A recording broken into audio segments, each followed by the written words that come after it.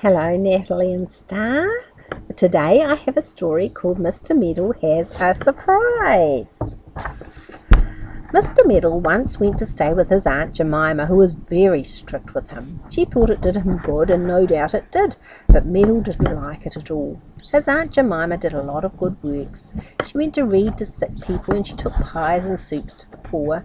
She knitted socks for the soldiers and did everything she could to help other people, and when Meddle came to stay with her, she made him help her. "You can surely do a bit of knitting," she said. "It's easy enough." But poor Meddle somehow managed to get the wool all tangled round him and lost his needles. "Are you trying to knit yourself as well as the wool?" asked his aunt crossly as she untangled him. "Well, perhaps it would be better if I took your pies and soups out," said Meddle, thinking that it would be much easier to carry a basket than to knit a sock. "Well, you can't make quite such a muddle with a pie as you can with wool, I suppose," said Aunt Jemima. "I am making a meat pie tomorrow for poor old Mrs. Cloke, who is in bed with a bad leg and can't do anything for herself. You should come with me to see her and carry the basket for me." "All right, Aunt Jemima," said Meddle with a sigh. "I'll come." So the next day Aunt Jemima made a lovely round pie with crust on it and a pretty pattern around the edge. She took it out of the oven and showed it to Meddle. "I wish we could have it for dinner," said Meddle longingly. "Don't be greedy," said his aunt. "Now just put it into that basket with a lid, Meddle. It's in the cupboard over there." Meddle found the basket. It was oblong and had a lid that shut down, so that's whatever was inside was safe from cats or dogs. "Now put the pie in, Meddle," called his aunt, "and don't forget to shut the lid down. I'm going to put on my hat. You wait for me in the garden." Well, Meddle put the pie into the basket, but he forgot to shut down the lid. He went into the garden and put the basket down for a moment whilst he unpegged his scarf from the line. He felt to see if it was dry, and it was, so he knotted it around his neck. Now, whilst he was fiddling about with his scarf, a big blackbird flew down to the basket. It put its head on one side and looked at the pie. Oh, it looked good. The blackbird stood on the pie and picked at the crust. Beaks and tails, it was delicious. Meddle heard his aunt coming. He remembered that she told him to be sure to shut down the lid of the basket, and he hurriedly kicked it shut with his foot. He didn't see the blackbird inside. The surprised bird found itself shut in. It went on picking at the pie, planning to fly out as soon as the lid was opened. "Meddle, aren't you ready?" cried Aunt Jemima. "Come along now, you always seem to keep me waiting." Meddle picked up the basket and ran down the path to join his aunt. Come along," she said. "We shall miss the bus." "Oh, are we going to catch the bus?" said Meddle, pleased. He always liked to ride in the bus or the train. "Oh, good." He trotted along beside his aunt, swinging his basket, looking out for the bus, and the blackbird inside didn't at all like being swung about like that. It gave a loud cheep. Meddle was most surprised. He looked down at the basket, but the blackbird said no more for a while. Meddle and his aunt came to the bus stop. The bus was not in sight, so they both sat down on the seat. Meddle put the basket on his knee, for he was afraid he might forget it if he put it down on the seat. The blackbird began pecking again at the crust. Pick, pick, pick. Meddle had sharp ears. He listened to the pick, pick, pick in surprise. "Your pie does make a funny noise," he said to his aunt. She stared at him in surprise. "Meddle, I do hope you're not in one of your silly moods this morning," she said to him sharply. "You know quite well that pies don't make a noise." "Cheep, cheep," said the blackbird. Meddle looked at the basket in astonishment. His aunt was a bit deaf, so she hadn't heard anything.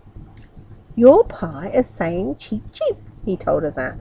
"That's nothing to what you'll be saying in a minute when I smack you hard," said his aunt crossly, "telling me that pies say cheep, cheep. Hold your tongue, Meddle." The blackbird thought it would sing a little song, so it swelled out its black throat, opened its yellow beak, and trilled out a dear little tune. "Tra, tra, doo-dee, doo-dee, doo-it." "Aunt Jemima, I do wish you'd carry this pie yourself," said Meddle, beginning to feel alarmed. "It's beginning to sing now." "Meddle, if you don't stop telling me ridiculous things, I'll box your big ears," said his aunt in a real temper. "Pies that sing? What next?" Luckily for Meddle, the bus came along at that moment and they got in. Meddle badly wanted to put the basket down on his seat, but he was beginning to be afraid of it now, but the bus was full, so he had to take the basket on his knee once more. The blackbird was rather frightened by the noise of the bus, so it didn't cheep or sing for a while, but when the bus stopped, it gave a loud whistle. It was so loud that Aunt Jemima heard it.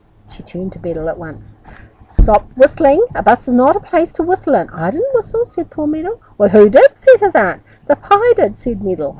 His aunt glared at him. "Meddle, will you stop trying to be funny? First you tell me the pie cheeps, then you say it sings, and now you say it whistles. You'll be telling me it can fly next." Well, the blackbird took it into its head to flutter its wings and try to fly out of the basket at that moment. Meddle heard the fluttering wings in horror. Why, the pie was really doing what his aunt had said. It was flying round and round the basket. Meddle began to tremble like a jelly, and his aunt felt him shivering against her. "Meddle, do keep still. You are making me feel all funny shaking like that. Whatever is the matter with you this morning?" "The pie," said poor Meddle. "It's flying round the basket now." Aunt Jemima thought Meddle must be going mad. She was very glad when the bus stopped and they got out. Mrs. Cook's house was quite nearby. Meddle carried the basket there and thankfully put it on the table, and old Mrs. Cook was in the bed and she stared greedily at the basket. She felt sure that something good was in there. "Good morning, Mrs. Cook. I hope you are better," said Aunt Jemima. "I've brought you a pie. I can't think what's the matter with Meddle this morning, because he keeps saying that my pie cheeps and sings and whistles, and now it flies."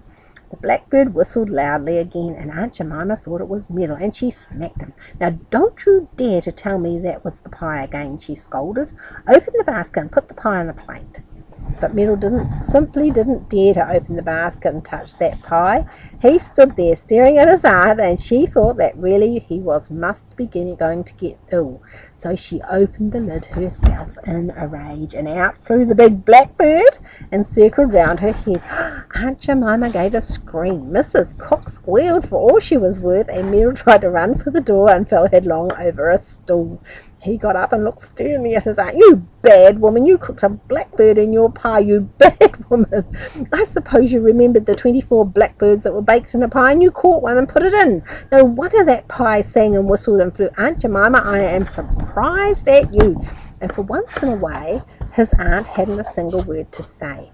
She just couldn't make it out at all. Meddle looked into the basket and then took out the pie. The bird had picked an enormous hole in the crust.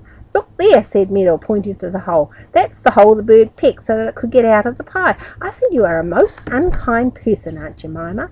He stalked out of the house and went home, and whenever his aunt scolded after that, Meddle would stare hard at him and say, "Blackbirds, I haven't forgotten that, Aunt Jemima."